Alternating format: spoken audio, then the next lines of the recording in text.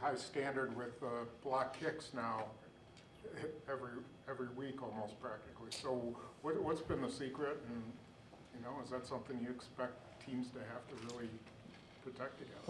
I think our guys are doing a good job really of studying our opponent and putting themselves in good position depending on the call. And as the game's gone on, they kind of have a feel for how they're protecting it and how they're playing against us. Especially TJ's been around a while, and he'll come off and tell me how he thinks he could do something or how he thinks we can make it a little bit better, and we've kind of rolled with it. So I thought our effort's been outstanding all year. Putting Yash in there, certainly with his height, his ability to reach, has been good for us. And then obviously, Brooks has came up with a big one. Him and TJ were in really good position and gave us a chance to make a play there. So I really think it goes to them and the preparation they're doing in film work, certainly on their own, and then getting the alignments during the course of the week. So credit really goes to them. Have you typically used offensive linemen or big defensive linemen right up the gut like that? Slaton and Yash can both jump. They're pretty good athletes, but have you had? Yeah, all of the above. In my past, I've been fortunate to be around some bigger guys. Actually, when I was in Tampa, we used 3 offensive linemen. We used Donald Penn and Davin Joseph and Jeremy Trueblood. Have all been in position to have a chance to block. So a lot of times, those are the guys with most of your height, play tackle for you on offense. And we're just trying to use every man that dresses to help us some way, somehow during the course of the game. Do you feel like you're getting close on kickoff return? I'd say I think we've had too many penalties, throughout the year, and then I think we're just being a little bit more sensible as to when we take it out and when we don't.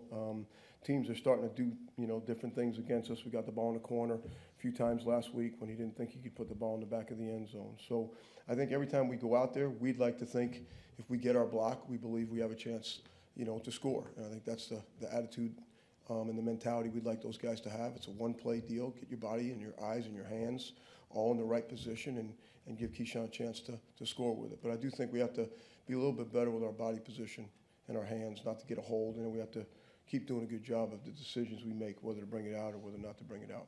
And we're going to continue to get, as the weather changes, we'll continue to get funky kicks, across the field and sky kicks and some of those things. So the Rams are actually leading the league, I think, in fair catches inside the 25, which gives them the ball at the 25. So we'll see how that goes as well on their side.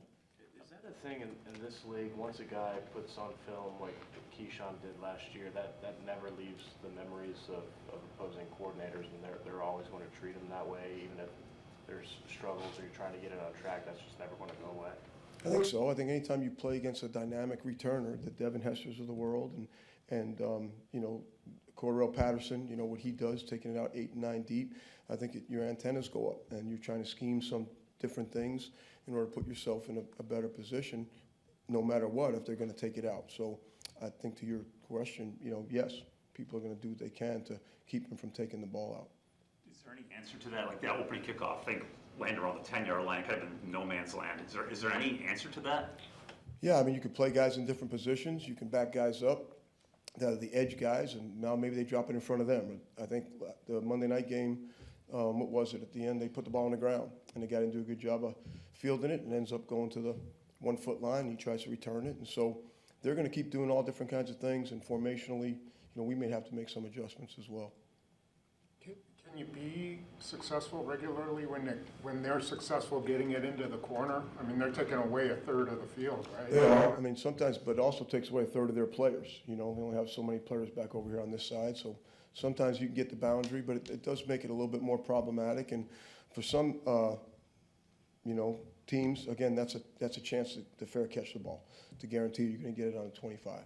So we felt like, I think last week we had a chance maybe to get the edge, and thought we did, and then we didn't.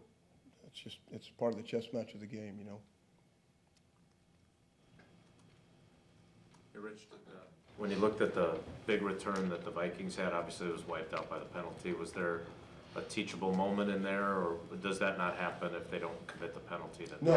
It's a tremendous teachable moment in many levels. First of all, for me, I kind of put some guys, we talked about last week, different players and put them in different spots, and I had one guy that hasn't played yet, first time on there. I had 2 guys that I put in different positions. And looking back at it, I feel like I put 2 of those guys in bad positions in the call that I made. And then I didn't think we did a very good job on the backside twist of 2 guys that have played a lot of ball to get off of it. I thought we stuck on blocks a little bit on the double team. So I think it starts with me, the call I made, putting some guys in those particular positions. I didn't really like the kick. It wasn't really enough hang for what we'd like to have or what we think we can get out of honors. He knows that as well. So it starts with me. I thought they did a good job of blocking it. And I'd like to have been in a little bit better position as our, bless you, for our final fit player. And but, they bested us on that particular play. And there were multiple holds on it. I'm just glad they called it, Call them on us, so I'm glad they call them on our opponents. I have to ask this question with a couple of caveats. One, I know you're focused. Oh, you do. I do. I'm excited that you're going to ask me, so, because I thought you would. If you can predict it, you ought to be able to prevent it, but go ahead. I really enjoyed our time. I know you're focused on your job here. I know you don't take any joy in other people losing their jobs. Is there part of you, though, when you watch how things have played out with your former team, the fact that you haven't gotten the chance to go be a head coach full-time yet, that you look at that and go, how do you, I guess my question is, how do you process what just happened in Vegas? Yeah, I mean, great, the question's coming, right? I know the question's coming. In all seriousness, I'm trying to dominate the controllables in my life. You know what I mean? I think it's kind of a thing we all try to do. We try to teach our kids that. So I don't wish anybody any ill. To be honest with you, I had walked away from that situation a long time ago. Probably the first time I stood at this podium, I really distanced myself from what happened there. So I certainly feel for the players that were there when we were there, guys that I have intimate relationships with, and with that they have to go through this process again. So all that being said, I don't like when anybody gets fired in our profession. It's become commonplace, so we're all used to it, and we don't really think about it, that it changes lives and changes families, and similar to the same thing we went through, when it happened there. So I just wish the players that I have an intimate relationship with well. I'm sure they'll respond well, and then just like we did, I'm sure they'll move on and try to do the best they can. But to the beginning part of your question, I've walked away from that situation and focused on, trying to do the best I can with the players that we keep implementing. We're going to play probably new guys again this week, and when things happen in the league, we all look at it and kind of evaluate it, make your own assumptions about it, and kind of move into your own direction. So that's really where I'm at. Matt has said a bunch of times that you should still be a head coach in this league. Is that something that you still have any hope of, or do you think the way the league has gone and maybe older coaches not getting a whole lot of opportunities, have you kind of said that probably is not going to happen for me? Yeah, again, I think everybody that becomes a coach, the longer you stay in it, regardless of the sport, wants to become a head coach. It's just part of the alpha mentality. Rob Thompson, the manager of the Phillies, right? We're good friends. He's a longtime Yankee third base coach, and then became the bench coach for the Phillies. And, Joe gets fired, and who they're really good friends. Next thing you know, he becomes the coach. He takes him to the series, and now he gets a contract. So regardless of the age, right, you'd like to think that maybe with age, experience comes, wisdom comes. Maybe that's a factor for some people. If it's not, it's not. So I think we all think about it. I don't think we dwell on it, or else it costs you the task at hand, right? And that hasn't been, my personal mentality. Most of us in coaching get a job, get the next job by the job that we do. And we've never really had to give out resumes. Usually we get jobs by the job we do at the place we're at.